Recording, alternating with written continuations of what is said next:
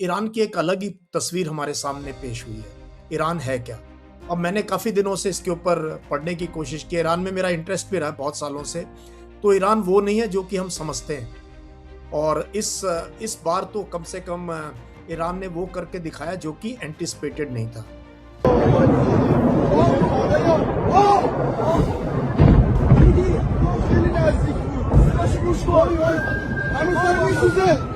बहुत ही अलग किस्म की फाइट है इस बार और ये इस फाइट में ईरान कहीं भी झुकता नज़र नहीं आ रहा है और कहीं भी ये जो है ये नज़र नहीं आ रहा है कि हम वो सीज़ फायर की तरफ बढ़ना चाहते हैं। उन्होंने बहुत टफ कंडीशंस लेआउट करी हैं जो भी बीच में अगर कोई बैक चैनल डिप्लोमेसी अगर काम कर रही है। 16 ऑन रिकॉर्ड तो जो फाइटर प्लेन्स हैं वो गिरा चुका है ईरान और 17वें की खबर ये आ रही है कि F-15 को पर हमला किया है मिड एयर उसने। किस तरह से आप ये देखते हैं, खासकर अगर ये देखा जाए कि ईरान जैसा एक ऐसा देश जो पिछले कम से कम 50 साल से तो सैंक्शंस सह रहा है, ऐसे में उसके पास जितना असलहा, जितना गोला बारूद और जितनी ये रणनीति आ रही है, एक फौजी की नज़र से आप इसको किस तरह से देखते हैं? कैसे गिरा पा रहा है ईरान इतने विमान, इतना नुकसान कैसे पहुंचा रहा है अमेरिका को भी और इजराइल को भी? जिस प्रकार से तेल अवीव को और इजराइल के बाकी शहरों को इन्होंने टारगेट किया है, बहुत लोग घबराए हुए हैं इजराइल के अंदर। लोग बंकरों में हैं।